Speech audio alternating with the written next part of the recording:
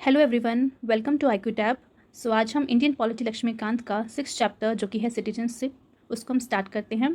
And ये इस chapter का पार्ट 2 है। पार्ट 1 ऑलरेडी कल अपलोड हो चुका है एंड आई होप आप सबने उसे अच्छे से देखा होगा। कोई भी डाउट या क्वेरी हो आपको कमेंट बॉक्स में लिखना है एंड उसका रिप्लाई आपको जल्द से जल्द मिल जाएगा। पिछली क्लास में हमने डिस्कस किया था कि कॉन्स्टिट्यूशन में कौन कौन से प्रोविजंस बेसिकली बताए गए सिटीजनशिप के लिए, ठीक है। एंड उस समय हमने देखा था कि जो कमेंसमेंट हुआ था कॉन्स्टिट्यूशन का 26 जनवरी 1950, उससे पहले अगर मान लो कोई लोग आए होंगे, ठीक है, तो उनको कैसे सिटीजनशिप मिलनी है उसके बारे में बताया गया है। एंड उसके बाद हमने पढ़ा था कि पार्लियामेंट को बेसिकली पावर मिली है कि अच्छे से वो बता सकती है कि कैसे सिटीजनशिप एक्वायर करनी है और कैसे उसे टर्मिनेट करना है। एंड उसके लिए पार्लियामेंट एक एक्ट भी लेके आई थी जो कि था सिटीजनशिप एक्ट 1955। एंड उसको हमने डिस्कस किया था। एक्विजिशन ऑफ सिटीजनशिप हमने की थी जिसमें से हमने बाय बर्थ एंड डिसेंट और रजिस्ट्रेशन, इन तीनों से हमने डिस्कस कर लिया था कि कैसे सिटीजनशिप एक्वायर कर सकते हैं। नेक्स्ट जो है हमारा वो है नेचुरलाइजेशन, ठीक है। तो हम इसको स्टार्ट करते हैं। तो आप यहाँ पे देख सकते हैं हमने बाय बर्थ डिस्कस कर लिया था। एंड उस कल भी मैंने आपको बताया था कि ये 3 डेट आपको याद रखनी बहुत ज़रूरी है। 26 जनवरी 1950, 1 जुलाई 1987 और 3 दिसंबर 2004, ठीक है। तो कट ऑफ डेट है। इन डेट से बेसिकली डिसाइड होगा कि आपको किस तरीके से सिटीजनशिप मिलेगी। सिमिलरली बाय डिसेंट हमने देखा था कि अगर मान लो किसी पर्सन का जन्म इंडिया से बाहर होता है तो कैसे सिटीजनशिप एक्वायर कर सकता है। एंड उसके लिए डेट क्या है, 26 जनवरी 1950, 10 दिसंबर 1992 एंड 3 दिसंबर 2004, ठीक है। फिर हमने बाय रजिस्ट्रेशन देखा, तो उसमें ज़्यादा हमने देखा कि सेंट्रल गवर्नमेंट बेसिकली रजिस्ट्रेशन के थ्रू अगर मान लो कोई भी पर्सन अपनी एप्लीकेशन सेंड करता है तो उसको कैसे कैसे सिटीजनशिप मिल सकती है। अब हम बात करेंगे बाय नेचुरलाइजेशन की, ठीक है। तो इसमें बेसिकली हम देखेंगे कि कैसे सेंट्रल गवर्नमेंट जो है वो एप्लीकेशन को कंसिडर कर सकते हैं। अगर मान लो कोई भी पर्सन अगर अपनी एप्लीकेशन सबमिट करता है कि उसको बेसिकली इंडिया का सिटीजन बनना है बाय नेचुरलाइजेशन के थ्रू, ठीक है। बट क्या चीज़ नहीं होनी चाहिए कि वो इलीगल माइग्रेंट नहीं होना चाहिए, ठीक है। यानी वो जो पर्सन सिटीजनशिप लेना चाहता है इंडिया का, वो इलीगली इंडिया में नहीं आना चाहिए। एक प्रॉपर प्रोसीजर के थ्रू, पासपोर्ट वीज़ा के थ्रू वो आया है, फिर आके वो अपनी एप्लीकेशन सेंट्रल गवर्नमेंट को सबमिट कर रहा है, तो फिर उसको सिटीजनशिप बनाया जाएगा। अब क्या क्या कैटेगरीज में वो अप्लाई कर सकता है वो अब हम डिस्कस करते हैं। सबसे पहले बात की गई है कि अगर मान लो अगर मान लो वो पर्सन ऐसी किसी कंट्री से आया है जिस कंट्री में इंडिया के लोगों को सिटीजनशिप नहीं देते हैं बाय नेचुरलाइजेशन के थ्रू, ठीक है, तो हम भी उस कंट्री के पर्सन को सिटीजनशिप नहीं देंगे, ठीक है। यानी कि अगर मान लो कि वो अमेरिका से आया है पर्सन, ठीक है, वो कह रहा है कि उसे इंडिया का सिटीजनशिप चाहिए। मान लेते हैं कि अभी के लिए कि USA जो है हमारी कंट्री के लोगों को यानी इंडियंस को नेचुरलाइजेशन के थ्रू सिटीजनशिप नहीं देता है, तो हमारी कंट्री में अगर अमेरिका कोई पर्सन अमेरिकन कोई आता है और वो इंडिया की सिटीजनशिप चाहता है तो हम भी बाय नेचुरलाइजेशन के थ्रू सिटीजनशिप नहीं देंगे, ठीक है। तो इंडिया ने साफ सीधा रूल बना रखा है, अगर तुम्हारी कंट्री में हमारे लोगों को सिटीजनशिप मिलती है बाय नेचुरलाइजेशन तो ही हम तुम्हें नेचुरलाइजेशन के थ्रू सिटीजनशिप प्रोवाइड करेंगे इंडिया की, ठीक है। सेकंड उसने बोला है कि सेंट्रल गवर्नमेंट बेसिकली बोलती है अगर मान लो जिस पर्सन को सिटीजनशिप चाहिए इंडिया की, तो उनसे पूछा जाता है कि अगर हम आपको इंडिया का सिटीजन बना देंगे तो आपकी जो पुरानी सिटीजनशिप है जिस भी कंट्री से आप आए हो वो बेसिकली जो है एकदम रद्द हो जाएगी, ठीक है। तो क्या आप उसके लिए एक्सेप्ट है? तो वो अगर हामी भर देता है कि हाँ मुझे मंजूर है कि अभी मैं जो भी सिटीजन हूँ जिस कंट्री का वो सिटीजनशिप मुझसे छीन ली जाए, एंड फिर जो भी इंडिया की सिटीजनशिप से चाहिए तो वो उसके लिए एग्री कर लेता है, ठीक है। तो ये सारी कंडीशंस फुलफिल होनी चाहिए तभी उस पर्सन को क्या मिल सकता है, नेचुरलाइजेशन की तो सिटीजनशिप मिल सकती है, ठीक है। और इसमें और कोई कंडीशन नहीं है, सारी कंडीशंस फुलफिल होनी चाहिए। नेक्स्ट पॉइंट है बोला गया है कि वो पर्सन या तो रिसाइड करे इंडिया में या फिर वो किसी गवर्नमेंट ऑफ इंडिया में सर्विस प्रोवाइड करे, ठीक है। यानी वहाँ पे जॉब कर रहा हो कितने टाइम से, 12 महीने। यानी जब भी वो एप्लीकेशन सबमिट करेगा, एप्लीकेशन सबमिट करने से पीछे वो 12 महीने या तो इंडिया में रहा होना चाहिए, यानी लगातार वो 12 महीने से इंडिया में रह रहा हो, या फिर वो 12 महीने जो है किसी गवर्नमेंट ऑफ इंडिया की जॉब में जो है सर्विस कर रहा हो, ठीक है। यानी कोई भी गवर्नमेंट का जो डिपार्टमेंट है उसमें जॉब कर रहा हो, या फिर वो पार्टली इन द सेंस या तो वो 6 महीने जैसे रहा हो और या फिर 6 महीने उसने जॉब की हो, ठीक है। तो अगर ये कंडीशन फुलफिल होती है तो ही बेसिकली उसको सिटीजनशिप मिलेगी। और जैसे कि मैंने आपको बताया कि जो सारे के सारे प्रोविजंस आप देख रहे हो नेचुरलाइजेशन के, इसमें कुछ भी ऐसा नहीं है कि कोई एक कंडीशन फुलफिल होनी चाहिए, नहीं, इसमें सारी की सारी कंडीशंस को उस पर्सन को फुलफिल करना ज़रूरी है तभी उसे बाय नेचुरलाइजेशन के थ्रू सिटीजनशिप मिल सकती है, ठीक है। तो थर्ड पॉइंट क्लियर है कि जो भी पर्सन एप्लीकेशन देगा नेचुरलाइजेशन के थ्रू उसको सिटीजनशिप लेनी है तो उसको एप्लीकेशन देने से पहले 12 महीने यानी करीबन 1 साल इंडिया में या तो रह रहा होना चाहिए, या फिर इंडिया के किसी गवर्नमेंट ऑफिस में वो जॉब कर रहा होना चाहिए, या फिर वो आधा टाइम उसने इंडिया में रहा और आधा टाइम उसने जॉब की हो। तो आधा इन द सेंस अगर 12 महीने है तो आधा अगर हम करेंगे तो 6 महीने मान लो वो इंडिया में रहा हो और 6 महीने या फिर उसने इंडिया में जॉब की हो, ठीक है, किसी गवर्नमेंट डिपार्टमेंट में, तो बेसिकली उसको मिल सकता है। ये थर्ड कंडीशन थी। नेक्स्ट पॉइंट है कि ड्यूरिंग द 14 ईयर्स, ठीक है, तो इसको मैं ऐसे समझाती हूँ तो जैसे कि मैं आपको बता रही थी, इस चीज़ को समझने के लिए आपको इसको देखना पड़ेगा। तो जैसे अभी हमने डिस्कस किया था, इससे पहला वाला पॉइंट जहाँ पे बोला गया था कि अगर मान लो कोई भी पर्सन, ठीक है, जब वो एप्लीकेशन देने जा रहा है, उस एप्लीकेशन देने से पहले वो 12 महीने या तो इंडिया में उसको रहना होना पड़ेगा, नहीं रिसाइड करना पड़ेगा, या फिर गवर्नमेंट की किसी सर्विस में काम करना पड़ेगा। या तो वो टोटल 12 महीने या तो इंडिया में रह ले, या फिर वो टोटल 12 महीने किसी गवर्नमेंट डिपार्टमेंट में काम कर ले, या फिर वो या तो आधा महीने यानी 6 महीने वो रह रहा हो इंडिया में, या फिर 6 महीने गवर्नमेंट में काम कर रहा हो। ठीक है, तो ये प्रोविज़न हमने डिस्कस कर लिया। अब हम बात करते हैं, जो नेक्स्ट पॉइंट है वो ये कह रहा है कि 12 महीने के बाद की जो 14 मतलब 12 महीने से जो पहले की 14 साल जो हैं, ठीक है, उन 14 सालों में से कम 11 साल या तो वो उसने इंडिया में रहा होना चाहिए, या फिर उसने किसी गवर्नमेंट डिपार्टमेंट में सर्विस की होनी चाहिए, या फिर पार्टली उसने रहा हो, मतलब आधा साल उसने या तो रहा और आधा साल उसने मतलब जो है गवर्नमेंट में काम किया हो। ठीक है, यहाँ पे आधा इन द सेंस अगर मान लो 11 साल है तो 11 साल में हम देख सकते हैं 5.5 आप देख लो कि 5.5 साल उसने इंडिया में रहा होना चाहिए, 5.5 साल उसने इंडिया में या तो जॉब करी होनी चाहिए किसी गवर्नमेंट डिपार्टमेंट में। ठीक है, तब जाके उसको नेचुरलाइजेशन के थ्रू सिटीजनशिप मिलेगी। ठीक है, तो यानी ये जो हमने third and fourth point discuss किया है, ये दोनों पॉइंट जो है एक तरह से एक ही पॉइंट है। ठीक है, यानी अगर मान लो कोई पर्सन अगर मान लो जा रहा है एप्लीकेशन देने के लिए, तो वहाँ का जो ऑफिसर होगा सबसे पहले ये पूछेगा, जिस दिन वो एप्लीकेशन दे रहा है उस दिन उससे वो पूछा जाएगा कि आप जब आज एप्लीकेशन सबमिट कर रहे हो, आज से पिछले 12 महीने के आप इंडिया में थे, तो बोलेगा हाँ मैं था। अच्छा, अगर वो इंडिया में नहीं था तो उसने गवर्नमेंट ऑफिस में ज्वाइन किया है, कुछ काम किया है, तो कहेगा हाँ, तो इस तरह से पूछा जाएगा। फिर 12 महीने के और पीछे के 14 साल को फिर वो देखेगा, और उन 14 सालों में से कम 11 साल या तो उसने इंडिया में रहा होना चाहिए, या फिर किसी गवर्नमेंट डिपार्टमेंट में काम कर रहा होना चाहिए, या फिर वो आधा यानी 5.5 साल वो इंडिया में रह रहा है, या फिर 5.5 साल वो काम कर रहा है। ठीक है, तो ये प्रोविज़न जब तक फुलफिल नहीं होगा तब तक उसको नहीं मिलेगा। ठीक है, क्योंकि हमने डिस्कस कर लिया है सारे के सारे पॉइंट जो हैं बेसिकली जो प्रोविजंस दिए गए हैं वो एक साथ फुलफिल होना ज़रूरी है। ठीक है, एंड आई होप ये आपको चीज़ क्लियर हो गई होगी जो मैंने पॉइंट अभी डिस्कस कर लिया। नेक्स्ट पॉइंट है कि उसका गुड करेक्टर होना चाहिए, यानी जो भी पर्सन आ रहा है सिटीजनशिप लेने के लिए वो ऑब्वियसली इंसान अच्छा होना चाहिए। ठीक है, सो दैट वो इंडिया में अगर सिटीजनशिप ले रहा है तो इंडियंस मतलब जो गवर्नमेंट है वो भी तो यही चाहिए ना, एक अच्छा इंसान जो है इंडिया का सिटीजन बने। ठीक है, अगर मान लो कोई क्रिमिनल है या फिर कोई अनसाउंड माइंड का है, अगर वो ले रहा है तो काफ़ी प्रॉब्लम हो सकती है। तो करेक्टर मतलब बेसिकली करेक्टर उसका अच्छा होना चाहिए, किसी इलीगल काम में उसका कोई हाथ नहीं होना चाहिए, कोई क्रिमिनल रिकॉर्ड नहीं होना चाहिए उसका। ठीक है, नेक्स्ट है उसको एडुकेट नॉलेज होनी चाहिए किसी भी लैंग्वेज, मतलब जो 8th शेड्यूल में जो भी लैंग्वेजेस आपको दे रखी है उसमें से कोई एक लैंग्वेज के बारे में उसे काफ़ी अच्छी नॉलेज होनी चाहिए। ठीक है, ऑब्वियसली जो अगर मान लो जैसे हिंदी हमारी ऑफिशियल लैंग्वेज है, ठीक है, तो अगर मान लो उसे हिंदी की समझ ही नहीं है तो कैसे कॉपरेट करेगा यहाँ पे लोगों के साथ। ठीक है, तो जो वैसे तो बोला गया है कि 8th शेड्यूल में जितनी भी लैंग्वेजेस है उसमें से कोई भी एक लैंग्वेज की उसे नॉलेज होनी चाहिए। ठीक है, नेक्स्ट पॉइंट बोला गया है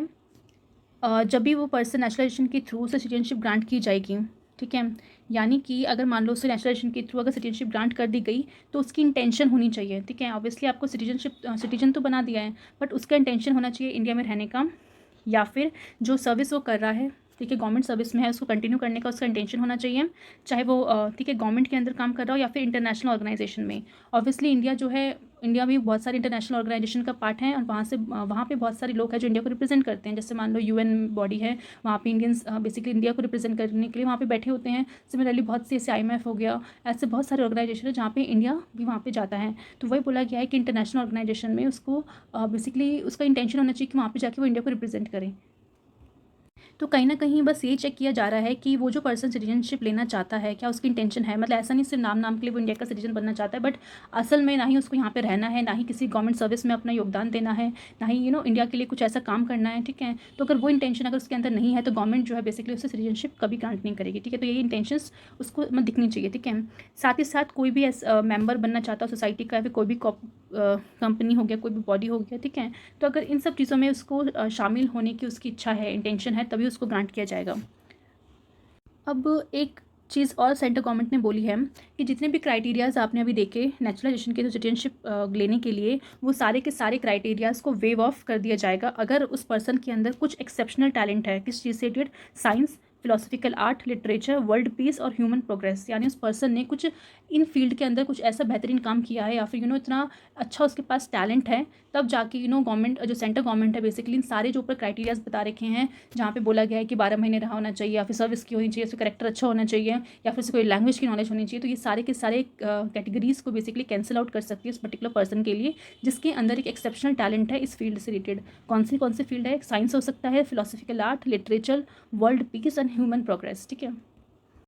अब हम सोच सकते हैं कि क्राइटेरिया क्यों रखा होगा, बिकॉज ऑब्वियसली अगर मान लो कोई एक ऐसा टैलेंटेड पर्सन अगर इंडिया में आता है, वो इंडिया के लिए काम करता है, इंडिया का सिटीजनशिप बनता है, तो कितना ज़्यादा फ़ायदा इंडियंस को भी मिलेगा उससे, ठीक है। ऑब्वियसली उसकी वजह से इंडिया का नाम रोशन होगा, ठीक है। जैसे कि हम देखते हैं हमारे जो पर्सन यानी इंडियंस जो है जब अमेरिका वगैरह जाते हैं, वहाँ पे स्टडी पर्पज़ के लिए जाते हैं, फाइनली वहीं पे सिटीजनशिप लेके वहीं के नागरिक बन जाते हैं, तो कहीं ना कहीं अमेरिका उनका स्वागत इसलिए करता है बिकॉज उनके अंदर इन पर्टिकुलर फील्ड से रिलेटेड बहुत ज़्यादा टैलेंट होता है, ठीक है। ऐसे बिना टैलेंटेड पर्सन को तो कोई मतलब ग्रांट तो करेगा ही नहीं। ऑब्वियसली जो वीज़ा भी दिया जाता है वो उन्हीं फील्ड पे दिया जाता है जो साइंस या इंजीनियरिंग या आईटी बैकग्राउंड से होते हैं, ठीक है। ज़्यादातर उनको प्रोवाइड करते हैं बिकॉज कहीं ना कहीं उनकी इकॉनमी को भी हम जैसे मतलब वो इंडियंस चला रहे हैं जिनके अंदर इन सारी फील्ड से रिलेटेड एक टैलेंट है। तो हर एक कंट्री यही सोचती है अगर मान लो इस फील्ड से रिलेटेड अगर कोई टैलेंटेड पर्सन उनकी कंट्री का पार्ट बनता है तो उससे उनकी कंट्री को ही फ़ायदा होगा, ठीक है। कल को उनके ही उस पर्सन के नाम से उस कंट्री को जाना चाहेगा कि ये पर्सन बेसिकली भले इंडिया का था बट अब आज अमेरिका में, ठीक है, कि आज अमेरिका में बेसिकली नाम रोशन कर रहा है। जैसे सुंदर पिचाई है, आप देख सकते हो वो इंडियन है एंड अभी वो अमेरिका की इतनी बड़ी कंपनी गूगल पे काम कर रहे हैं, तो कहीं ना कहीं यही नाम लिया जाता है ना कि अमेरिका की कंपनी में काम कर रहे हैं, ठीक है। तो इस तरह से हर एक गवर्नमेंट चाहती है कि एक एक्सेप्शनल टैलेंट अगर किसी में है तो वो इंडिया का सिटीजन बन सकता है और ये सारी कंडीशन उसके लिए अप्लाई नहीं की जाएंगी। अब मेन चीज़ ये है कि अगर मान लो उसे नेचुरलाइजेशन के थ्रू सिटीजन बना दिया तो उसको एक ओथ लेनी पड़ेगी, ठीक है। कॉन्स्टिट्यूशन में जिस तरीके से बता रखा है उसके हिसाब से उसे ओथ लेनी पड़ेगी कि वो इस देश का नागरिक बनना चाहता है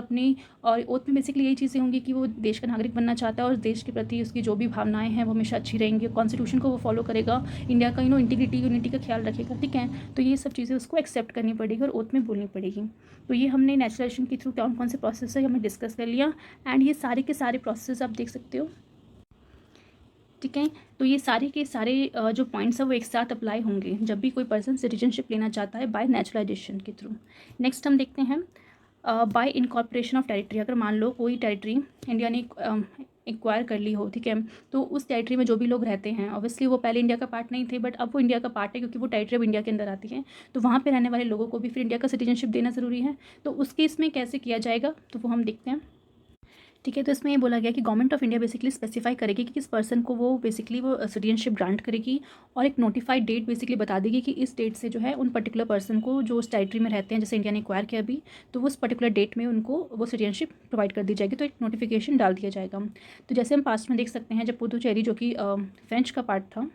अब वो जब इंडिया ने उसे एक्वायर किया तो क्योंकि वहाँ पे रहने वाले जो लोग थे वो बेसिकली ज़्यादातर आप देखेंगे कि फ्रेंच के ही थे, बिकॉज जब फ्रेंच यहाँ पे आए थे तो उनके साथ में बहुत से लोग आए थे वो भी इंडिया में ट्रेड कर रहे थे, तो वहाँ के लोगों को सिटीजनशिप देना था। तो गवर्नमेंट ऑफ इंडिया ने बेसिकली सिटीजनशिप पौंडीचेरी ऑर्डर को निकाला 1962 में अंडर द सिटीजनशिप एक्ट 1955 के थ्रू उनको पौंडीचेरी में रहने वाले लोगों को इंडिया का सिटीजनशिप दे दी गई, ठीक है। तो इस तरीके से अगर आने वाले फ्यूचर में भी अगर मान लो कोई टेरिटरी इंडिया एक्वायर करता है तो वहाँ के जो नागरिक हैं, ठीक है, मतलब वो जो उस टेरिटरी में लोग रहते थे उनको भी इस तरीके से एक ऑर्डर पास करके एक नोटिफाइड डेट अनाउंस करके उन्हें सिटीजनशिप प्रोवाइड कर दी जाएगी। नेक्स्ट हम देखते हैं कुछ स्पेशल प्रोविजन से citizenship of person covered by the Assam accord, यानी असम अकॉर्ड जब आया था तो उसके अकॉर्डिंग भी कुछ ऐसे प्रोविजंस को डाला गया कि किन को बेसिकली सिटीजनशिप मिलेगी और किन को नहीं मिलेगी। तो आप देख सकते हो जो असम अकॉर्ड आया था बेसिकली इसलिए आया था क्योंकि बांग्लादेश से कुछ इलीगल माइग्रेंट्स जो है हमेशा असम में जाके बस जाते थे, जिससे असम के जो लोग हैं उन्हें काफ़ी प्रॉब्लम होती थी बिकॉज इतनी ज़्यादा पॉपुलेशन, अगर ऑब्वियसली असम एक छोटा सा राज्य है, अगर वहाँ से इलीगल माइग्रेंट बांग्लादेश से आते रहेंगे असम में तो असम के जो खुद के जो नागरिक हैं उनको कितना प्रॉब्लम होगा, रिसोर्सेज को डिस्ट्रीब्यूट करने में प्रॉब्लम आएगी, जॉब्स नहीं मिलेगी, लैंड एक्वाइजिशन में प्रॉब्लम आएगी, तो कितनी सारी प्रॉब्लम जो है वहाँ के जो रियल बेसिकली सिटीजन है उनको फेस करना पड़ेगा। तो इस प्रॉब्लम को सॉल्व करने के लिए एक असम अकॉर्ड साइन किया गया था एंड उस असम अकॉर्ड में जो जो प्रोविजंस लिखे हुए थे उसको बेसिकली सिटीजनशिप अमेंडमेंट एक्ट 1985 में डाले गए, ठीक है। तो आप देखोगे इसमें बेसिकली दो डेट्स को आपको याद रखना है, एक तो 1 जनवरी 1966 एंड आपका 25 मार्च 1971, ये बेसिकली कट ऑफ डेट्स हैं, ठीक है। पहले हम बात करते हैं 1 जनवरी 1966 में, यानी अगर मान लो कोई भी बांग्लादेश से पर्सन अगर 1 जनवरी 1966 से पहले अगर आ गया, ठीक है, तो और वो आ गया इंडिया में और वो ऑर्डिनरी रेजिडेंट की तरह असम में रह भी रहा है, मतलब जैसे नॉर्मल लोग रहते हैं वैसे वो भी अपना ज़िंदगी वहाँ पे जी रहा है, ठीक है, असम में रह रहा है, तो जिस डेट को वो आया होगा इंडिया में तब से उसको बेसिकली सिटीजनशिप मिल जाएगी, यानी 1 जनवरी 1966 से पहले आया है तो उसको वहाँ पे वो रह भी रहा है तो उसको वहाँ पे सिटीजनशिप ग्रांट कर दी जाएगी और वो असम में रह सकता है, ठीक है, यानी भले वो कहाँ से आए, बांग्लादेश से क्यों ना आया, ठीक है। बट याद रखना डेट इंपॉर्टेंट है कि 1 जनवरी 1966 से पहले अगर वो आ रहा है तब उसको जो है सिटीजनशिप मिल जाएगी और साथ ही साथ वो सारे राइट्स मिलेंगे जो असम के हर एक पर्सन जो है उस राइट को बेसिकली जो राइट असम के हर एक पर्सन को मिले हुए हैं, चाहे वो वोटिंग का राइट हो, चाहे वो और अदर राइट्स हो, या फिर अगर वो कोई जॉब कर रहा है तो टैक्स पे करने की इसकी जो ड्यूटी है वो सारी चीज़ उसको मिलेंगी, ठीक है। बट अगर मान लो वो 1 जनवरी 1966 के बाद, बट 25 मार्च 1971 से पहले अगर वो बांग्लादेश से आया है, ठीक है, यानी 1 मार्च 96 के दिन या फिर उसके बाद, पर किससे पहले, 25 मार्च 1971 से पहले अगर बांग्लादेश से वो आया है, तो ऑब्वियसली वो जो पर्सन है वो असम में रह रहा है, जब भी वो आएगा वो रह रहा होगा, ठीक है, एंड उसको डिटेक्ट कर लिया। ऑब्वियसली वो रह रहा है बट उसने अपनी आइडेंटिटी अभी तक छुपा के रखी है कि वो बांग्लादेश से है, उसने बताया नहीं है किसी को, ठीक है, और मान लो उसे डिटेक्ट कर लिया गया है एंड एज अ फॉरेनर उसे डिटेक्ट कर लिया गया है, तो जैसे ही उसको डिटेक्ट कर लिया गया है कि वो भाई असम में रह रहा है बट वो बांग्लादेश से आया है, तो उस दिन उसको रजिस्टर करवा दिया जाएगा, बिकॉज ऑब्वियसली उतने साल से फिर रह रहा होगा असम में, वो चाहता है कि इंडिया में रहे, असम में बेसिकली रहे, तो उसको रजिस्टर करवा के उसको इंडिया का सिटीज़न बना दिया जाएगा। बट जिस दिन उसने डिटेक्ट हुआ उस दिन उसको सिटीजनशिप मिली, उसके 10 साल के बाद, ठीक है, यानी 10 साल तक उसको राइट टू वोट का अधिकार नहीं होगा, यानी जैसे 10 साल पूरे हो जाएंगे उसके बाद उसको वोटिंग करने का अधिकार होगा, बट इन 10 सालों में उसको वो सारे के सारे राइट्स मिलेंगे जो बाकी सिटीजन्स जो होते हैं इंडिया के उनको मिलते हैं। साथ ही साथ जो सिटीजन अपनी ड्यूटी जो होती है उनको फॉलो करनी पड़ती है, वो भी ड्यूटी और ऑब्लिगेशंस उसको फॉलो करनी पड़ेगी, बट एक चीज़ उसको नहीं मिलेगी, वो है वोटिंग का अधिकार, ठीक है। तो याद रखना, राइट टू वोट उसको नहीं मिलेगा। क्यों नहीं मिलेगा? बिकॉज़ कहीं ना कहीं हम जानते हैं जब बांग्लादेश से इस तरीके से लोग आते थे तो वहाँ के जो असम में जितने भी पॉलिटिकल लीडर्स हैं, चाहे वो असम के हो या फिर अदर स्टेट्स के हों, वो कहीं ना कहीं इस चीज़ को अपना इलेक्शन का मुद्दा बना देते थे कि भाई इतनी जनसंख्या में लोग अगर बांग्लादेश से आ रहे हैं तो उन्हें हमारी इंडियंस की खास बात है कि हम लोग उनको इस तरीके से भगा नहीं सकते, अगर वो आ गए तो चलो उनको सिटीजनशिप दे देते हैं। और क्योंकि आप ऐसे पर्सन को सिटीजनशिप दे रहे हो, ठीक है, जो कि आपकी कंट्री का पार्ट नहीं थे बट वो लीगली मान लो आ गए हैं, और आप उनको सारे राइट्स दे रहे हो, सारे राइट्स मतलब आपने वोटिंग का भी उसे राइट दे दिया, तो कहीं ना कहीं वो लोग उसी गवर्नमेंट को फिर वोट भी करेंगे, भाई इसी गवर्नमेंट ने मुझे सिटीजनशिप प्रोवाइड करी है तो क्यों ना मैं वोट भी इसी को दूँ। तो इस तरीके से क्या होगा, जनता, वो जो लोग जो आए थे उनको तो फ़ायदा हो गया कि उन्हें सिटीजनशिप मिल गई, वो इसलिए आए थे, बट सरकार उन्होंने तो अपना से वोटिंग वोटिंग के चक्कर में उनको सिटीजनशिप ग्रांट कर दी है। तो ये चीज़ ना हो, ठीक है, इस तरीके से पॉलिटाइजेशन ना हो। तो इस चीज़ को रोकने के लिए, ठीक है, ताकि पॉलिटिक्स के चक्कर में बेसिकली इस तरीके से किसी को सिटीजनशिप ना मिले एंड वो अपना राइट टू वोट के अकॉर्डिंग जो है वो वोटिंग गलत ना हो जाए, तो उस चीज़ को रोकने के लिए बेसिकली राइट टू वोट जो है नहीं दिया गया था, ठीक है। और 10 साल के बाद इसलिए दिया गया बिकॉज ऑब्वियसली जिस गवर्नमेंट ने उन्हें सिटीजनशिप प्रोवाइड करने में हेल्प करी होगी वो तो 10 साल के बाद चेंज हो जाएगी, तो उसके बाद जो गवर्नमेंट आएगी तो वो तो एज ए न्यूट्रल ही ट्रीट करेगी उन्हें, एंड वो जो और जिनको सिटीजनशिप मिली होगी उनके लिए भी वो गवर्नमेंट ऐसा कुछ खास मतलब उस बेसिस मतलब वो बेसिकली उस बेसिस पे वोट नहीं देंगे उन गवर्नमेंट को कि उन्होंने हमें सिटीजनशिप प्रोवाइड की थी, जैसा गवर्नमेंट उस समय परफॉर्म करी होगी उसके अकॉर्डिंग जो है उन्हें वोटिंग मिलेगी, ठीक है। तो वोट एक बहुत इंपॉर्टेंट फैक्टर था कि उन्हें 10 साल के बाद दिया गया, बट उन 10 सालों के अंदर वो सारे राइट्स एंजॉय कर सकते थे जो बाकी इंडिया के सिटीजन एंजॉय करते हैं। तो हमने यहाँ पे 2 डेट डिस्कस कर लिया। थर्ड डेट है 25 मार्च 1971 के बाद क्या होगा, ठीक है। तो ऑब्वियसली 1971 में हम देख सकते हैं कि बांग्लादेश बेसिकली बन गया था, ईस्ट पाकिस्तान हट के, मतलब उसको उसकी जगह बांग्लादेश का फॉर्मेशन हो गया था। तो इसलिए इस डेट के बाद अगर कोई भी वहाँ पे माइग्रेंट अगर मसाम में आता है तो उसको बेसिकली इलीगल माइग्रेंट का दर्जा दिया जाएगा और उससे कोशिश की जाएगी उसे बांग्लादेश जो है वापस भेज दिया जाए। बट हम देखते हैं आज भी इस मुद्दे को काफ़ी ज़्यादा उठाया जाता है, एंड सिटीजनशिप अमेंडमेंट एक्ट जो भी आया है 2019 में उसमें भी काफ़ी ज़्यादा इस चीज़ के ऊपर था, बट उसका जो मेन मोटिव था वो उन लोगों के लिए था जो लोग हिंदू माइनॉरिटीज़ ऐसी कंट्रीज़ में रह रही हैं उनको बेसिकली लाना, ठीक है, जिसको हम आगे अच्छे से डिस्कस भी करेंगे कि किस तरीके से कॉन्स्टिट्यूशन अमेंडमेंट एक्ट 2019 वो आया था, वो किस तरीके से फ़ायदेमंद भी था या फिर नुकसान थे उसमें कुछ। तो अभी तक हमने कैसे सिटीजनशिप एक्वायर करनी है वो हमने देखा। अब हम देखते हैं लॉस ऑफ सिटीजनशिप कैसे होती है, ठीक है। अगर मान लो कोई भी इंडिया का सिटीजन है उसको इंडिया की सिटीजनशिप को छोड़ना है तो क्या क्या तरीके हैं जिससे वो अपनी सिटीजनशिप को छोड़ सकता है। तो आप देख सकते हो, पहला है रेनन्सिएशन एंड दूसरा है टर्मिनेशन एंड तीसरा है डेप्रिवेशन। सबसे पहला पॉइंट है रिनन्सिएशन का। अगर मान लो कोई सिटीज़न इंडिया का जो अपनी फुल एज एंड कैपेसिटी में है, यानी 18 साल का बालिग इंसान है, मैच्योर है, ठीक है, तो वो अगर डिक्लेरेशन देता है कि वो अपनी इंडिया की सिटीजनशिप को छोड़ना चाहता है एंड उस डिक्लेरेशन को गवर्नमेंट ऑफ इंडिया ने बेसिकली एक्सेप्ट कर दिया, तो वो बेसिकली इंडिया की सिटीजनशिप को छोड़ सकता है। उसको एक डिक्लेरेशन साइन करके देना पड़ेगा कि हाँ मुझे इंडिया की सिटीजनशिप को छोड़नी है, एंड तो गवर्नमेंट इसको एक्सेप्ट कर लेगी। नेक्स्ट पॉइंट है कि अगर मान लो वो डिक्लेरेशन जो वो दे रहा है वो वॉर के अगर टाइम में दे रहा है, यानी इंडिया अगर मान लो किसी कंट्री के साथ वॉर में छिड़ी हुई है एंड उस टाइम वो पर्सन जो है इंडिया की सिटीजनशिप को छोड़ना चाहता है, तो उस टाइम पे बेसिकली गवर्नमेंट ऑफ इंडिया जो है उसकी डिक्लेरेशन को एक्सेप्ट नहीं करेगी। क्यों नहीं करेगी? बिकॉज ऑलरेडी इंडिया जो है किसी उस पर्टिकुलर कंट्री में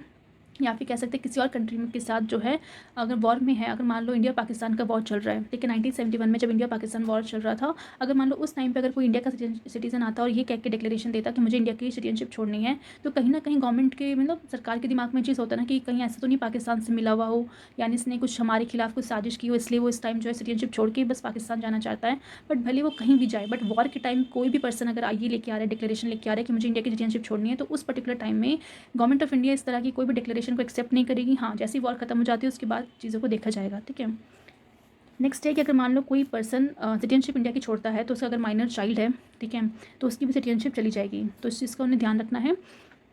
कि जो माइनर चाइल्ड है वो भी अपना सिटीजनशिप इंडिया का खो देगा। बट उस माइनर चाइल्ड के पास एक राइट ये है कि अगर मान लो वो माइनर चाइल्ड जो है 18 एज का हो जाता है, तो वो वापस से अगर अपनी इंडियन सिटीजनशिप को रिज्यूम करना चाहता है तो वो कर सकता है, ठीक है। बट क्योंकि 18 साल से कम का है और उसके फादर ने या फिर मदर ने जो भी है इंडिया की सिटीजनशिप छोड़ी, तो उसकी सिटीजनशिप चली जाएगी, ठीक है। बट 18 साल का जैसे ही बच्चा हो जाएगा, तो अगर उसका मन है रिज्यूम करना चाहता है इंडियन सिटीजनशिप को, तो आसानी से कर सकता है। तो ये प्रोसेस था रिनंसिएशन के थ्रू इंडिया की सिटीजनशिप को टर्मिनेट वो बेसिकली करने का, ठीक है, छोड़ने का, लॉस ऑफ सिटीजनशिप करने का। नेक्स्ट है टर्मिनेशन। टर्मिनेशन में बेसिकली बोला जाता है कि अगर वो पर्सन इंडिया का सिटीजन अगर मान लो वॉलंटरली यानी अपनी मर्जी से, ठीक है, अपना पूरे कॉन्शियस के साथ ये हर चीज़ जानकर बिना किसी स्ट्रेस के, अगर मान लो कोई कंपल्शन उसके ऊपर कोई दबाव नहीं है, अगर वो अपनी मर्जी से अगर मान लो इंडिया की सिटीजनशिप छोड़ना चाहता है, ठीक है, और किसी और कंट्री की सिटीजनशिप को एक्वायर करना चाहता है, तो उस पर्सन की इंडिया की जो सिटीजनशिप है वो ऑटोमेटिकली टर्मिनेट हो जाएगी, ठीक है। तो याद रखना ऑटोमेटिकली टर्मिनेट हो जाएगी। एंड ये वाला क्लॉज फिर से वही है कि अगर मान लो वो एप्लीकेशन अगर मान लो उसने वॉर के टाइम पे दी है कि उसे इंडिया का सिटीजनशिप मतलब छोड़ना है, तो इंडिया बेसिकली उसको उस समय एक्सेप्ट नहीं करेगा उस एप्लीकेशन को, ठीक है, बिकॉज ऑलरेडी इंडिया उस समय वॉर में लगा हुआ है। तो अगर मान लो वो पर्सन अगर मतलब गलती से भी उस कंट्री की वॉर जिससे हो रही है उसमें अगर शामिल ना हो, अगर कुछ इस तरीके का कुछ कारण ना हो, तो इस चीज़ से बचने के लिए गवर्नमेंट उस समय कुछ भी एप्लीकेशन को एक्सेप्ट नहीं करेगी। लास्ट हमारा है डेप्रीवेशन है। इस डेप्रीवेशन में बेसिकली वो जो पर्सन है वो खुद से छोड़ना नहीं चाहता, ठीक है, याद रखना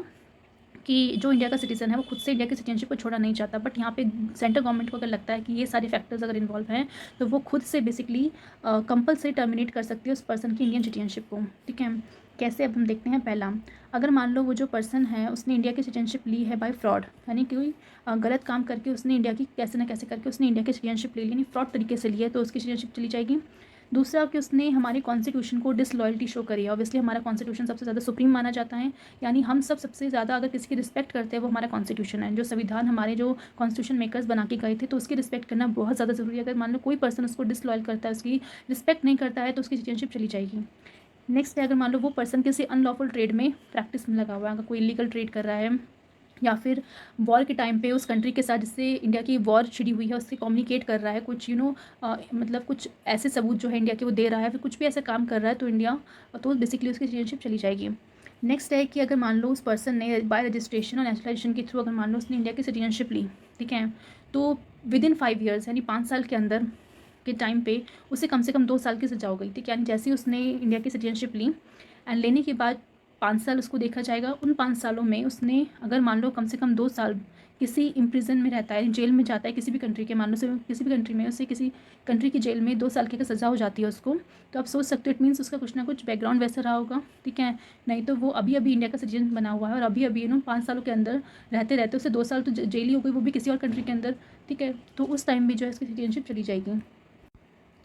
नेक्स्ट है कि मान लो अगर मान लो कोई सिटीजन ऑर्डिनरी रेजिडेंट है out of India 7 year continuously, यानी इंडिया का सिटीजन बनने के बाद वो कंटिन्यूसली जो है 7 साल तक इंडिया में रह ही नहीं रहा है, मतलब जैसे ही उस पर्सन ने इंडिया का सिटीजनशिप ली उसके बाद वो इंडिया में रह ही नहीं रहा है और बाहर चले गया है और बाहर ही रह रहा है कम से कम लगातार 7 सालों में। यानी कंटिन्यूसली का मतलब है, मतलब कुछ लोग ऐसे होते हैं 1 साल बाहर रहते हैं, फिर थोड़ा महीने आते हैं, फिर बाहर जाते हैं, फिर आते हैं, तो आना जाना लगा रहता है। बट इस केस में बात की जा रही है कि वो लगातार 7 सालों से जो है इंडिया के बाहर ही रह रहा है, तो उस केस में उस पर्सन की सिटीजनशिप जो चली जाएगी, बिकॉज आप इंडिया में रह ही नहीं रहे हो तो फिर सिटीजनशिप लेने का क्या फ़ायदा है ना।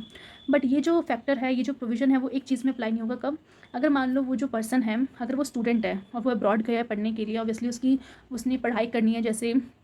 ग्रेजुएशन कर रहा है, फिर मास्टर्स कर रहा है, पीएचडी कर रहा है, तो आप सोच सकते हो ये सब करने में ही 5-6 साल तो ऐसे निकल जाते हैं। तो कॉन्टीन्यूसली ऑब्वियसली पढ़ाई कर रहा है तो कैसे इंडिया में आ सकता है। तो अगर मतलब ये फैक्टर इन्वॉल्व है तो उस केस में उसको सिटीजनशिप नहीं जाएगी, ठीक है। और दूसरा फैक्टर क्या है, अगर मान लो कोई गवर्नमेंट की सर्विस में है बट उसे किसी कारणवश बाहर रहना पड़ रहा है, या फिर कोई इंटरनेशनल ऑर्गेनाइजेशन है जिसमें इंडिया मेंबर है, ठीक है। ऐसी कोई इंटरनेशनल ऑर्गेनाइजेशन जिसमें इंडिया एक मेंबर है उसका, और वहाँ पे वो पर्सन बेसिकली उसकी ऑब्वियसली वहाँ पे वो जॉब कर रहा है, तो इंडिया में तो रह नहीं सकता क्योंकि बाहर ही उसको रहना पड़ेगा, तो उस केस में भी उसकी सिटीजनशिप नहीं जाएगी। बट ऐसे टाइम पे चाहे वो स्टूडेंट हो चाहे वो पर्सन हो, उन्हें हर साल, ठीक है, एनुअली जो है अपने आप को रिपोर्ट करना पड़ेगा कंसुलेट में, यानी जिस भी कंट्री में वो रह रहे हैं वहाँ पे इंडिया का कॉन्सुलेट होगा, ठीक है। तो वहाँ पे हर साल उसे एक तरह से रजिस्टर करना पड़ेगा कि हाँ उसकी इंटेंशन है इंडिया की सिटीजनशिप को लेने में, ठीक है। तो यानी हर साल उसको बताना पड़ेगा ये चीज़, बिकॉज अगर नहीं बताएगा तो कहीं ना कहीं गवर्नमेंट इस चीज़ को एज्यूम कर लेगी कि नहीं वो पर्सन बाहर ही रह रहा है।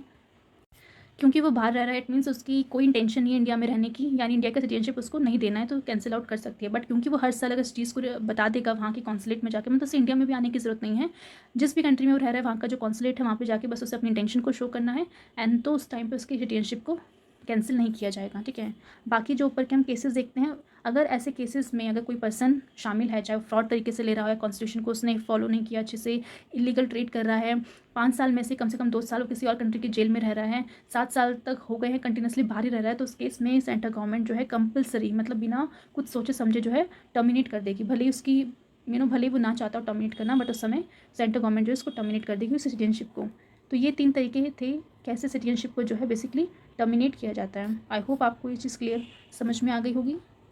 नेक्स्ट टॉपिक है सिंगल सिटीजनशिप। इसमें बेसिकली कहा गया है कि जैसे हम जानते हैं कि इंडिया भले ही फेडरल है, सेंट्रल गवर्नमेंट है, स्टेट गवर्नमेंट है, डुअल पॉलिटी के फॉर्म में जो है सरकार चलाई जाती है, मतलब सेंटर अपने हिसाब से काम करता है, स्टेट गवर्नमेंट्स जो होते हैं अपने हिसाब से एडमिनिस्ट्रेशन करती हैं। बट इसके बावजूद जो जितने भी सिटीजन्स हैं इंडिया के उनको एक सिंगल सिटीजनशिप दी गई है, यानी कि हम भले जिस भी स्टेट से बिलोंग कर ले, बट हम सबसे पहले एक इंडिया के सिटीज़न कहलाए जाएंगे, ठीक है। और क्योंकि आप इंडिया के सिटीज़न हो इसलिए आपको हर एक पॉलिटिकल और सिविल राइट्स एंजॉय कर सकते हो ऑल ओवर इंडिया में, यानी ऑल ओवर कंट्री में जो भी सिटीजन्स के राइट होते हैं, चाहे वो सिविल हो या पॉलिटिकल हो, आप इंजॉय कर सकते हो। फॉर एग्जांपल अगर मान लो अभी आप किसी यूपी में हो और कल को आप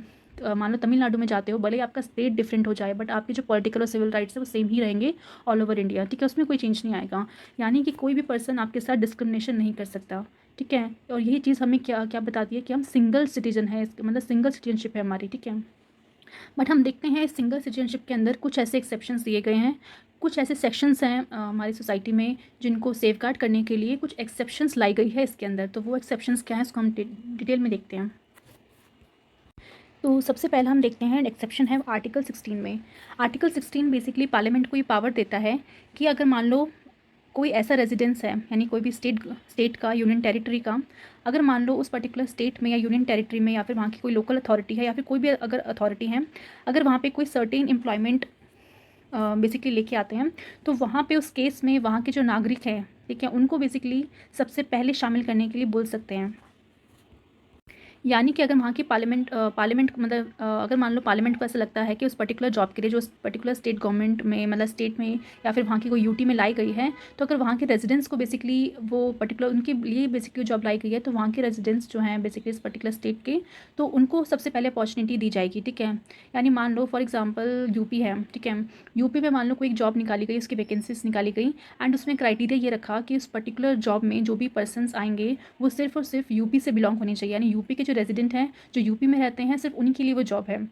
ठीक है। अब वैसे अगर देखा जाए तो इस तरीके का डिस्क्रिमिनेशन जॉब में नहीं हो सकता है, जैसे कि हमें सिविल्स और पॉलिटिकल राइट मिले हैं उसके अकॉर्डिंग, तो आप डिस्क्रिमिनेशन नहीं कर सकते हो कोई भी, क्योंकि हमारे फंडामेंटल राइट है ना कि किसी के साथ भी जो अगर पब्लिक एम्प्लॉयमेंट है उसमें कोई भी जो डिस्क्रिमिनेशन नहीं हो सकता। बट ये एक्सेप्शंस बेसिकली दी गई हैं, पार्लियामेंट के पास पावर है कि वो इस तरीके से कर सकती है। अगर मान लो अगर अपॉर्चुनिटी इस तरीके से आती है कि कोई भी जॉब अगर निकाली जा रही है किसी पर्टिकुलर स्टेट के लिए या यूटी के लिए, और वहाँ पर रिक्वायरमेंट यही है कि वहाँ के रेजिडेंट को ही लेना है, तो वो इस तरीके से कर सकती है।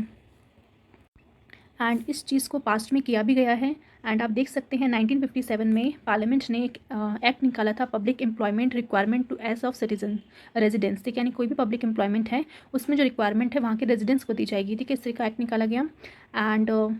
तो ये जो एक्ट बेसिकली गवर्नमेंट ने निकाला था, इसमें क्वालिफिकेशन यही थी कि जो रेजिडेंशियल लोग हैं, यानी जो पर्टिकुलर स्टेट से बिलोंग करते हैं, सिर्फ उन्हीं को वहाँ पे उस जॉब में अपॉइंटमेंट दी जाएगी। एंड जॉब बेसिकली कौन सी थी, नॉन गेजेटेड पोस्ट की जॉब थी। एंड किन स्टेट्स के लिए निकाला गया था, तो एक आपका है आंध्र प्रदेश, हिमाचल, मणिपुर एंड त्रिपुरा, ठीक है, तो इनके लिए निकाला गया था। बट हम देख सकते हैं 1974 में इस एक्ट को, ये एक्ट एक्सपायरी हो गया था। एक्सपायरी होने के बाद जो आप देख सकते हैं कुछ स्टेट्स ने इसको वापस से रिन्यू नहीं करवाया और अब सिर्फ आंध्र प्रदेश और तेलंगाना ऐसे 2 स्टेट्स बनते हैं जहाँ पे ये एक्ट अभी भी जो है चल रहा है। बाकी जितने स्टेट्स थे वहाँ पे उन सब में ये एक्ट जो है खारिज हो चुका है। यानी अब इस तरीके की कोई एम्प्लॉयमेंट वहाँ पे नहीं है, ऐसी कोई पोस्ट नहीं है जहाँ पे सिर्फ ये लिखा गया हो कि वहाँ के रेजिडेंट ही उस जॉब में आ सकते हैं और बाकी कोई नहीं आ सकता। ठीक है, नेक्स्ट है आर्टिकल 15। आर्टिकल 15 बेसिकली कहता है कि जो स्टेट गवर्नमेंट है, ठीक है, वो डिस्क्रिमिनेशन नहीं कर सकती किसी भी सिटीज़न के साथ किस ग्राउंड्स पे, रिलीजन के बेसिस पे, ठीक है, कि वो पर्टिकुलर पर्सन का रिलीजन अलग है, रेस अलग है, कास्ट अलग है, सेक्स अलग है, प्लेस ऑफ बर्थ अलग है, and not on the ground of residence, ठीक है, कि वो पर्सन इस पर्टिकुलर जगह से रहने वाला है इसलिए उसके साथ कोई भी डिस्क्रिमिनेशन नहीं किया जा सकता। ये बात आर्टिकल 15 में लिखी हुई है। बट हम यहाँ पे देखेंगे कि रेजिडेंस जो है वो एज अ ग्राउंड में वहाँ पे थोड़ा बहुत रीजनेबल एक्सेप्शंस ला सकती है, मतलब थोड़े बहुत चेंजेस ला सकती है गवर्नमेंट, यानी कि वहाँ पे थोड़ा बहुत रीजनेबल तरीके से डिस्क्रिमिनेशन किया जा सकता है स्टेट गवर्नमेंट के द्वारा। कैसे कर सकते हैं, बिकॉज कहीं ना कहीं हम देखते हैं कि जैसे स्टेट गवर्नमेंट है, ठीक है, अगर मान लो कोई जॉब अपॉर्चुनिटी है, ठीक है, या फिर हम कह सकते हैं अगर मान लो कोई एग्ज़ाम में, जैसे स्टेट का अपना कुछ एग्ज़ाम्स होते हैं, उस पर्टिकुलर एग्ज़ाम में वो गवर्नमेंट ये मना नहीं कर सकती कि हमारे स्टेट का एग्ज़ाम में तो कोई और अदर स्टेट्स के जो लोग हैं या फिर जो बच्चे हैं वो इस एग्ज़ाम को नहीं दे सकते, इस तरीके का मना तो नहीं कर सकती, बट कुछ डिस्क्रिमिनेशन को वो हटा सकती है। जैसे मान लो फीस एक फैक्टर हो सकता है जहाँ पे वो बोल सकती है, जहाँ पे वो रीजनेबल डिस्क्रिमिनेशन कर सकती है इस चीज़ के ऊपर कि हमारे जो स्टेट के जो बच्चे हैं जो एग्ज़ाम दे रहे हैं उनकी हम फ़ीस कम रखेंगे एंड जो अदर स्टेट्स के जो बच्चे आएंगे उनकी फ़ीस थोड़ी सी ज़्यादा हुई। ठीक है, तो यहाँ पे कोई ऑब्जेक्शन नहीं उठा सकता कि ऐसे कैसे, मतलब इस तरह का डिस्क्रिमिनेशन कोई कैसे कर सकता है। ठीक है, यानी कि इस तरह का डिस्क्रिमिनेशन अलाउड है हमारे कॉन्स्टिट्यूशन में। तो वही चीज़ यहाँ पे लिखी हुई है कि state can provide special benefits दे सकता है किसको, अपने रेजिडेंट को, यानी जहाँ पे जिस स्टेट की वो गवर्नमेंट है वो वहाँ की जो स्टेट के जो लोग हैं उन्हें थोड़ा बहुत बेनिफिट्स प्रोवाइड कर सकते हैं। That do not come with the purview of the right, वो इस चीज़ के पर्व्यू में नहीं आएंगे कि पर्टिकुलर राइट जो है सिटीजन का बेसिकली छीना जा रहा है। ठीक है, यानी अगर मान लो कल को मैं अगर मान लो किसी स्टेट का पीसीएस का एग्ज़ाम देने जाती हूँ, अगर वहाँ पे मुझे पता चलता है कि मान लो फीस जो है बेसिकली वहाँ की जो स्टेट के जो बच्चे हैं उनके लिए अलग थी और मेरे लिए अलग थी, तो मैं इस चीज़ के ऊपर ऑब्जेक्शन नहीं उठा सकती कि इस तरीके का फ़ीस में डिस्क्रिमिनेशन क्यों किया जा रहा है। ठीक है, यानी इतनी चीज़ें अलाउड हैं वहाँ की स्टेट गवर्नमेंट, मतलब किसी भी स्टेट गवर्नमेंट को। इसी तरह से हमने ये चीज़ देख ली एग्जांपल के तौर पे कि स्टेट बेसिकली कंसेशन प्रोवाइड कर सकती है फ़ीस में। अगर मान लो एजुकेशन इंस्टीट्यूशन है, अगर कोई कॉलेज है तो कॉलेज में भी मतलब अगर उनके पर्टिकुलर स्टेट के अगर मान लो स्टूडेंट है तो कुछ फ़ीस में कंसेशन मिल सकता है। बट याद रखना है कि ज़्यादा डिस्क्रिमिनेशन अलाउड नहीं है, थोड़ा सा ना रीजनेबल डिस्क्रिमिनेशन स्टेट गवर्नमेंट कर सकती है अपने स्टेट के लोगों के लिए। नेक्स्ट हम देखते हैं आर्टिकल नंबर 19। नेक्स्ट है हमारा आर्टिकल नंबर 19 बेसिकली बोलता है जहाँ पे हमें बहुत सारे राइट्स दिए जाते हैं, जिसमें से एक हमारा फ्रीडम ऑफ मूवमेंट भी होता है कि आप freedom of movement and residence कर सकते हो, यानी आप पूरे कंट्री में किसी भी स्टेट में जाके आप घूम सकते हो, वहाँ पे रह सकते हो। इस चीज़ का राइट हम सबको, सारे सिटीजन्स को मिला है। ठीक है, बट हम देखते हैं यहाँ पे थोड़ी बहुत डिस्क्रिमिनेशन की जा सकती है। अगर मान लो वो जो एरिया है वो एक ट्राइबल एरिया है, ठीक है, जैसे कि हम जानते हैं नॉर्थ ईस्ट में सबसे ज़्यादा ट्राइब्स रहती हैं, अंडमान निकोबार आप चले जाओ आइलैंड्स, वहाँ पे बहुत सारी ट्राइब्स रहती हैं। आपने न्यूज़ में कई बार सुना होगा। ये ट्राइब्स ऐसी हैं जो अपने कल्चर में किसी को भी इंटरफेयर करने नहीं देती। अगर आप उनके कल्चर को में छेड़छाड़ करना चाहोगे, उनको एक तरह का थ्रेट जैसा लगता है कि अगर मतलब कि ये लोग कौन है हमारे जो हमारे एरिया में आ रहे हैं। ठीक है, तो उस केस में गवर्नमेंट जो है इस चीज़ पे डिस्क्रिमिनेशन कर सकती है कि आप इस पर्टिकुलर एरिया में ना जाओ। ठीक है, यानी जो आपका फ्रीडम ऑफ मूवमेंट है उसको रिस्ट्रिक्ट किया जा सकता है इस बेसिस पे कि आप उन एरियाज़ में नहीं जा सकते जहाँ पे बेसिकली जाना अलाउड नहीं है। ठीक है, तो आज भी हम देखते हैं अंडमान निकोबार में जो ट्राइब है काफ़ी ज़्यादा अपने आप को अपने आप को दूर रखती हैं बाकी के लोगों से। ठीक है, वहाँ पे आप जा नहीं सकते, वो अटैक करने लग जाते हैं सिटीजन्स के ऊपर। ठीक है, तो आपके लिए भी सेफ़ नहीं है और उनको खुद आप लोगों से थ्रेट लगता है, इसलिए स्टेट गवर्नमेंट या फिर गवर्नमेंट ने क्या कर रखा है, उनको प्रोटेक्ट करने के लिए उनका मतलब वहाँ पे मूवमेंट को रिस्ट्रिक्ट कर रखा है। ठीक है, तो यानी कि इस तरीके से आपके मूवमेंट को यानी और साथ ही साथ रेजिडेंस आप वहाँ पे रह भी नहीं सकते। ठीक है, तो यहाँ पे इस आर्टिकल के तहत इसमें एक्सेप्शन सी डाली गई हैं कि भले आप पूरे कंट्री में कहीं भी आप मूवमेंट कर लो, रह लो, बट कुछ ऐसे एरियाज़ हैं जहाँ पे आपको रिस्ट्रिक्शंस प्रोवाइड किए जाएंगे, वहाँ पे आप नहीं जा सकते। और साथ ही साथ उनका जो अपना कल्चर है वो अपने कल्चर को बचाना चाहते हैं। अगर मान लो नॉर्थ ईस्ट की बात कर ले, वहाँ पे इतना ऐसा थ्रेट नहीं है कि आपको वो मार देंगे, बट उनका मेन कंसर्न ये रहता है कि उनका जो कल्चर है, ऑलरेडी उनकी पॉपुलेशन इतनी स्टेगनेंट है। ठीक है, और ज़्यादातर वो एजुकेट भी नहीं होते, वो अपनी वही पुरानी जो रूढ़िवादी सोच होती है उनके सहारे वो जी रहे होते हैं, वही पुराने तरीक़ों से अपना एग्रीकल्चर कर रहे होते हैं। ऑक्यूपेशन भी उनका कुछ खास नहीं होता। जो जंगल होता है वहीं से जो भी माइनर प्रोडक्ट निकलते हैं, फॉरेस्ट प्रोडक्ट होते हैं, उससे वो अपने जीवन का चलाते हैं। ठीक है, तो कहीं ना कहीं वो बस ये चाहते हैं कि जो बाहर से लोग आ रहे हैं उनके कल्चर को ख़राब ना कर दें। ठीक है, कि मतलब आप कुछ वहाँ के लोगों को कुछ सिखाने लग जाओ, कुछ भी ऐसा करने लग जाओ, तो इसके विरुद्ध होते हैं। इसलिए वो यही चाहते हैं कि बस हमारे कल्चर में कोई इंटरफेयर ना करें। तो इसके तहत स्टेट गवर्नमेंट आप पे रिस्ट्रिक्शंस लगा सकती है।